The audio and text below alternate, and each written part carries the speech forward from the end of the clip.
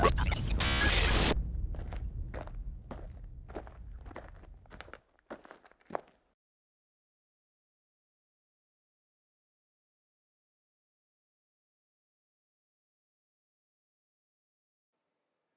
to the Skulls and Flames step-by-step video. In this two-part video we're going to show you how to create this pile of skulls artwork and realistic fire using only water-based paints. I have been asked previously before from people that have watched our real fire video how to do that particular effect using water-based paints. So in this video you're going to see how that's done. In addition, I'm only using primary colours, so this particular artwork was created for the packaging of the Trident primary set, so we're going to show you how I created that using only the 5 colours that are included in that particular set. So hope you enjoy the video. Now just starting off here, I've got an aluminium composite panel that's already been prepped using a grey Scotch-Brite pad, and obviously cleaned using wax and grease remover or any sort of water-based prep sol will do. I've masked up the edges using the 3M green masking tape, which is also available for most good body shops. We get it in from Body Shop Paint Supplies here in Melbourne. So yeah, go to your local paint store and they should be able to help you. Now I'm drawing out this design using a Stabilo pencil. You'll see from my other videos a lot of the time I'll use the General's chalk pencil to transfer my design. This is pretty straightforward, just skulls, so I'm just sketching them on freehand, so just making it up as I go. And this particular pencil works really well on aluminium composite panel. And if you are using automotive colours, you can actually use a water-based degreaser to remove this prior to clear coating, so keep that in mind. With this sort of artwork, because we are doing it all with water-based paints, you would not want to use a water-based degreaser over the top, because it's a good chance it could damage your paint and yeah, ruin your artwork, so keep that in mind. So just I decided to use yellow so that it stands out and it'll also blend back into the fire on any of the flame sections. I want to create the flames to sort of be flowing in through the artwork. The skulls are going to be airbrushed more realistic, and we're going to add some textures and bits and pieces as well. So remember, it is a two-part video, so be sure to check out part 2 when you finish watching this. Okay, so you can clearly see here it's all been drawn on. I just give it a quick tack rag just to remove any excess pencil and any dust that may have accumulated. And now what I'm doing is using Trident True White, which is also mixed up with a bit of reducer. As mentioned in some other videos, I do like to use reducer in pretty much all my paints, whether it's water-based or urethane. So in this particular case, I haven't added as much because this is my the base coat, so the foundation for the artwork. So pretty much how I build most of my artworks on a black background or a dark background. I use white first and tend to just build up the tonal values and just create the shape so that I can still see my design. I'm not just flat toning the whole section. That way I can just gradually add my other colours and bring my details in, and I know where everything needs to go.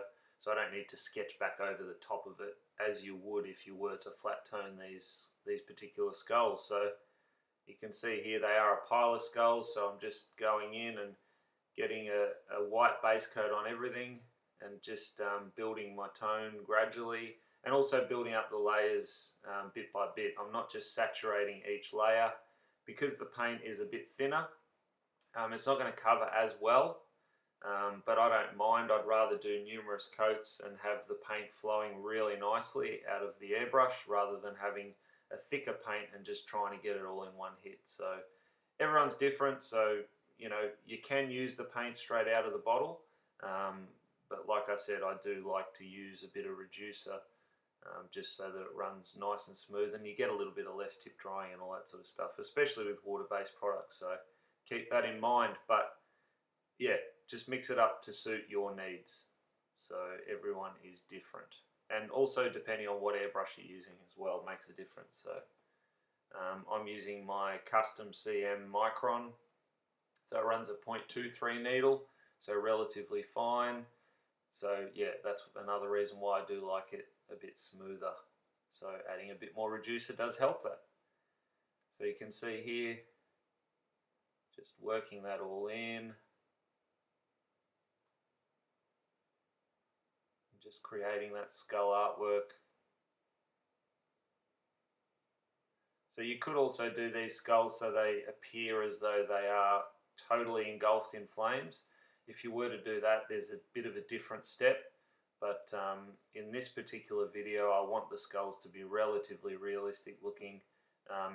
When I say that, more so in the bony sort of colours, and then I'm going to have the fire just interacting with the skulls, so it's just going to flow through, come out of eye sockets and all those sort of bits and pieces, real cool effects.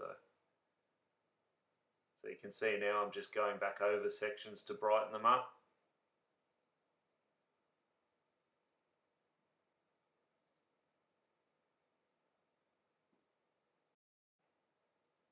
Just a close camera angle of the skull that's sort of set aside from the rest of the pack.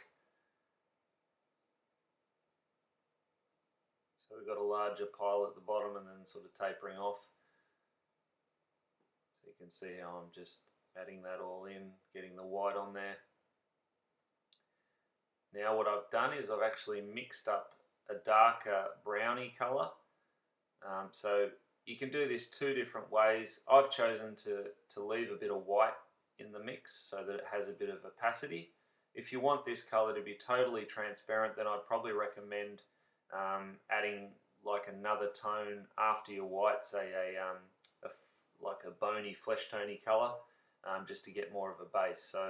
But for this particular artwork, I've decided to mix this up using white, so the Trident True White, then yellow, so predominantly white and yellow to start with. Then I added a few drops of red and 1 or 2 drops of blue to get this particular colour. So and you can adjust it to whatever toning you want. I've sort of left it a bit more reddish. So if you want more of a yellow tone, obviously add more yellow. So just play around with it, mix it in a separate pot, and then I've added reducer obviously to that, and then strained that into my airbrush.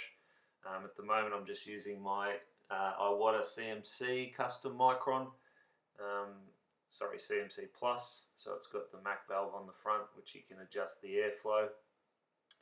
So yeah, just starting to build up all the tonal values now and really add some details, some imperfections in the skulls, so the shadows, all that sort of thing.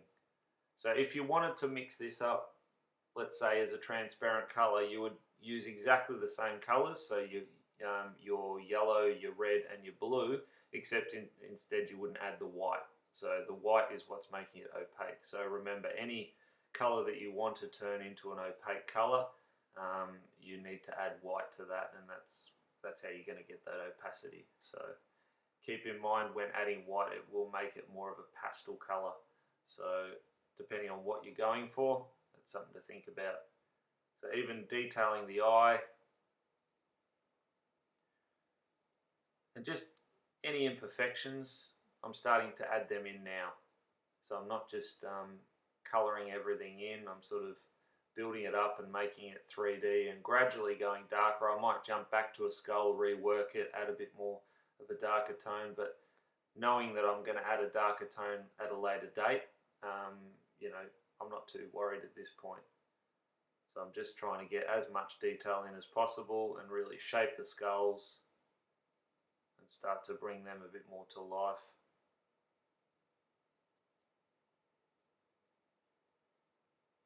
So you can even see here I've added some drop shadows from skulls above others. I'm not too worried about my overspray on this particular piece. If it was just a pile of skulls, I probably would have masked out around them, just to keep them nice and clean.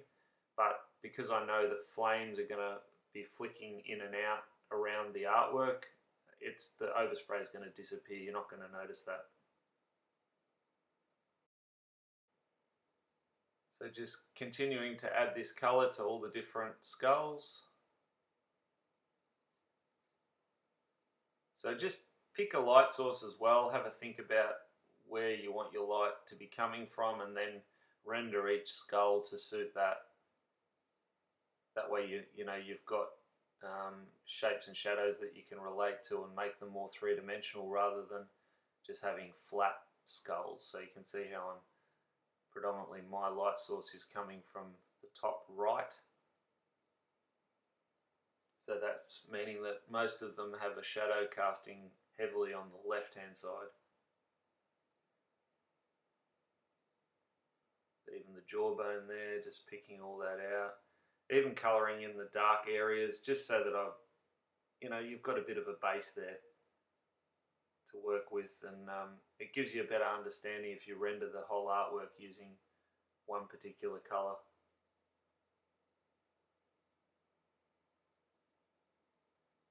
The beauty with skulls as well is if you think, oh no, I've made a mistake, don't stress too much. Turn it into a crack or a imperfection in the bone or the cranium or the jaw, or make, if one of your teeth looks a bit funny, then just black it out and have a gap in the teeth. So there's no real rule.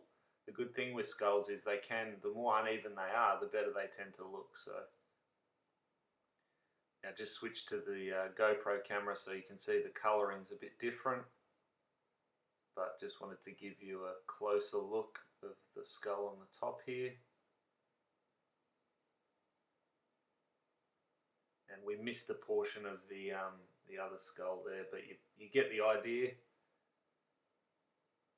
It's basically just repeating this and rendering it whichever way you like. If you're not confident with drawing skulls as well, there's plenty of different skull stencils available through Arttool and various other brands. So feel free to grab some of them and just to help you with the design. So what I'm doing now is I'm using the Texture Effects 2 templates from Gerald Mendez. They're an Arttool template. So this particular design, although it looks like a bit of seaweed, it's really good for adding texture to skulls.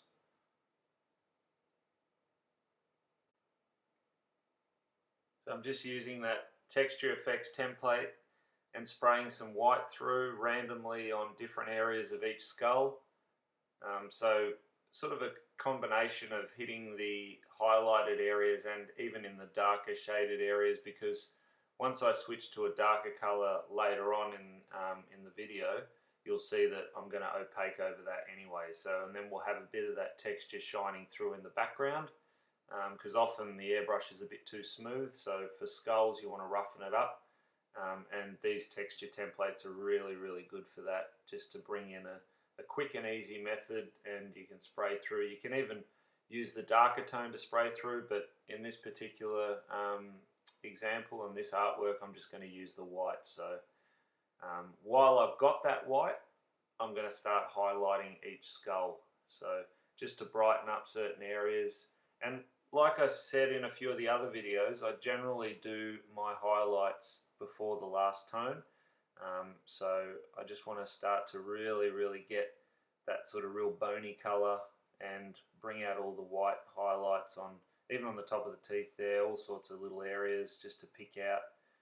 In the nostril there where you've got that center bone. So even on each crack, I'm running the highlight. So with the cracks now, the highlight would be on the opposite edge, so it'll pick up on that highlighted, that real bright bone sticking up. So you can see now, just working that all in, getting a bit more texture as well, so uneven sections, but still sticking with my light source, so keeping that in the back of my mind. Especially when you're making things up, that's probably the hardest thing, is to keep true to your light source, because there is no real reference, it's all in your head.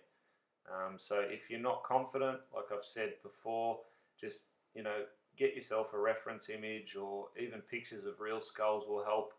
And then if you do that, make sure that your light source is consistent throughout each artwork reference that you do have. Because I've seen that numerous times where people have done an artwork and one skull that they've reproduced has a particular light source, and then the other ones, the total opposite, and they've just painted it that way. So you've got to keep that in mind.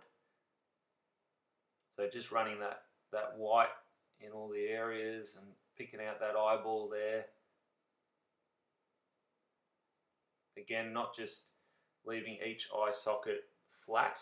I'm running highlights in there, and then I'll bring darker shading out from, deepen off those sockets again. So on the teeth here, just really picking out those white highlights, the cracks on the craniums. You can see that hole in the skull head there. So we're going to have some fire coming out of there. On the teeth, so nice bright white highlights. Just really shape your skull. So you don't want to do this all over it. You just want to pick the areas that would be brightest. And just gradually build it. Don't do it too quickly. So you can see there on the back of the cranium I haven't done a great deal.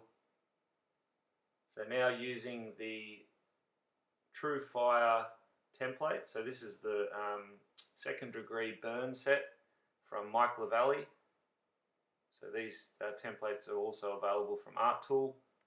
I am now just gradually bringing in a flame sort of effect. So this is the first layer.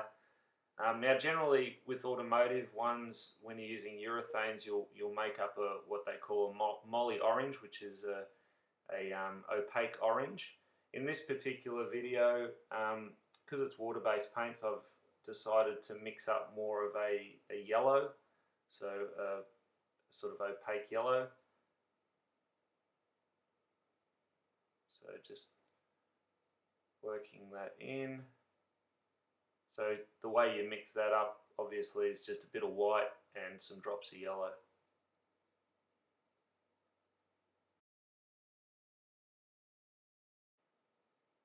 So using the template, just be very free with your flames. Don't think about them too much.